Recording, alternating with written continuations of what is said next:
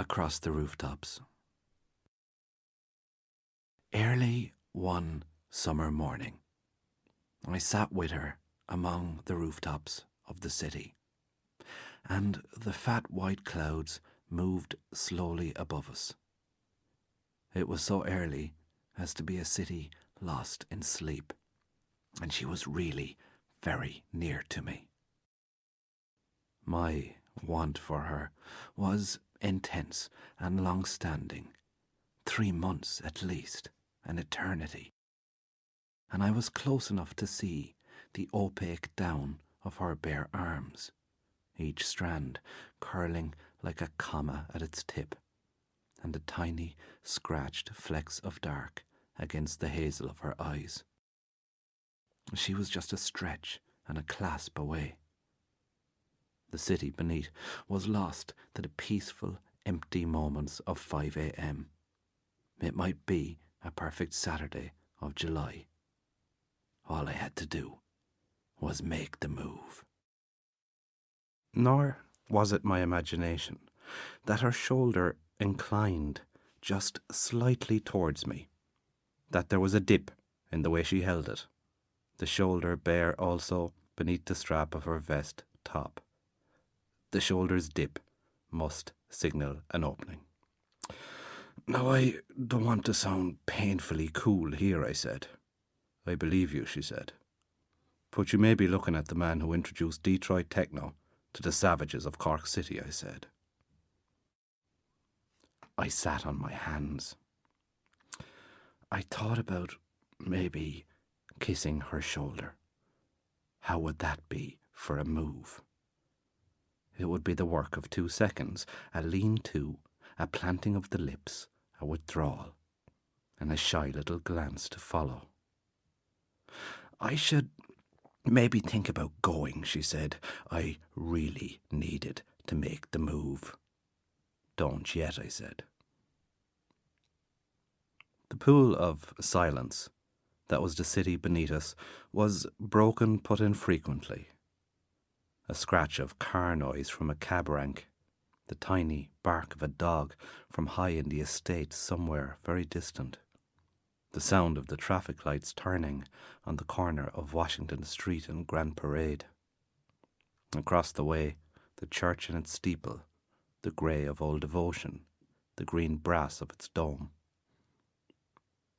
I turned towards her, and I looked at her directly, and her eyes braved me to make the move. "So, any plans for Saturday?" I said. I read again the disappointment in her. She was urging me on, but onwards I could not make ground. "Depends," she said. Her shoulder dipped a fraction again. Now was the moment. I sat on my hands and looked out across the rooftops and saw nothing, registered nothing but the hard, quickening beat of my heart. "So, how's it you know Cecile again?" I said. She sighed and explained the connection. It was through the university. They had shared a place on French's Quay as first years. "And how do you know Cecile?" She said it in an exaggeratedly bored tone, an automated drone, the words running into each other, a mockery. "Cecile's had a good night anyway," I said. "Yeah," she said. Maybe I should just ask, I thought. "Can I kiss you?" How would that sound? A gull descended to the lip of the church's roof. Across the breadth of the street, the mad stare of its eye was vivid and comical and a taunt to me. I allowed my left hand to emerge from beneath my buttock, and I let it travel the space between us, along the cool stone of the ledge, and I placed my fingers lightly on hers. No response. I listened for a change in her breathing, but nothing. She was still even and steady, and I turned to look at her, and blithely still she looked out and across the rooftops. She did not incline her head towards me, and she did not speak at all. I drew back my fingers, but only by an inch or two. I looked to see if she would withdraw her hand to a safer distance, but she did not. She breathed evenly. Hard rasps of jungle panic ripped at my chest inside. I thought, what's the worst that can happen here? The worst that can happen is I lurch and she recoils. So much worse not to try. So all I have to do now, I said, is make the move. Oh, Jesus Christ, she said. What? You're killing this stone dead, she said. But she did not get up from the ledge. She did not leave my side. She allowed the silence to swell and fill out again. Now birdsong taunted from the direction of Bishop Lucy Park. What if I left it to her to make the move? Procreation would end and the world would stop spinning. The birdsong rose up now and strung its notes along the rooftops and linked them in a jagged line. The rise and fall of the steeples and chimneys was as though a musical notation. There was dead quiet from the flat inside. The last awake, we had the morning to ourselves. I really like you, I said. Okay, she said. I mean, really, really. So very hard to put the words out, but they were on the air and at their work now. I turned to look at her, and she turned but to look away. I saw that a flush had risen to her cheek, the perfect knit of her collarbone as it turned, and flawless brown from a good June the smooth curve of the shoulder, like rounded stone made smooth by water. It was as if my words had just flown up into the white sky above and softly imploded there, as if an answer was not needed. Okay, I said. This meant everything. All of summer would be coloured by this. She did not seem to breathe then. I kept my eyes fixed on her as she looked anywhere but at me, and I counted the seconds away as she did not turn to face me. In my evil dreams, I had seen myself approach her with lascivious intent, with a cold, thin, cruel, sexual mouth just parted slight ways, and I went deep then to find a way to make this suave magic come real. Still, something in her presence unmanned me. Perhaps it was the sense that I was aiming too high. She was really quite beautiful. Turn to me, I said. She laughed, but it was only a tiny laugh, and it had the trace of shock in it. I was forceful now, out of nowhere. And she turned to me.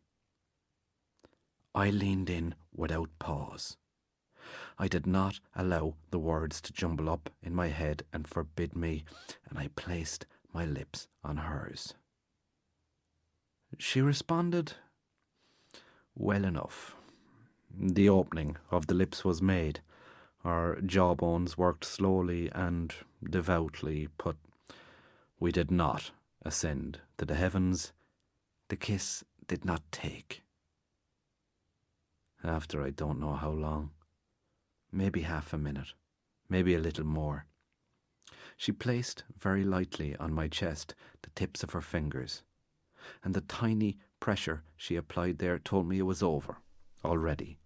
The pressure was of a fuse that fed directly from her heart. Gently so, with her fingertips, she pushed me back to break the kiss.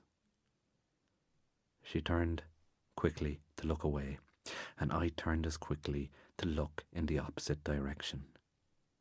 My heart opened and took in every black poison the morning could offer. Midsummer. Slant of the sun coming through the white clouded sky then, and the church across the way drew its own shade over half of Washington Street. A fat pigeon flew beneath the eave of the church, and only the heavy beat of its wings on the air broke the dark spell that had formed about us. I turned to look at her, and she responded with a half smile, half sorrowful. She placed her palms face down on the ledge and pushed herself to a stand. Languid, the movement, to let me know what I was missing. "I'm going to go," she said.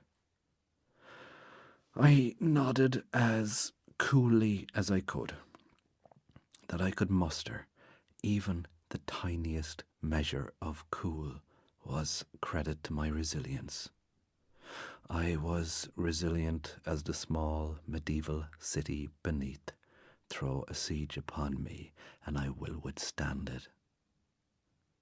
She crawled through the Velux window to the flat inside, and I heard after a few moments the turn and click on the flat's door, then her footsteps on the stair.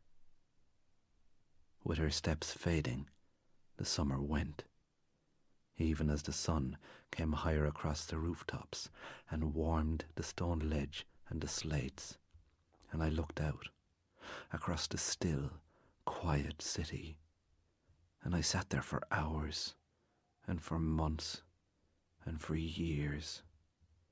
I sat there until all that had been about us had faded again to nothing, until the sound of the crowd died and the music had ended, and we all trailed home along the sleeping streets, with youth packed away and life about to begin.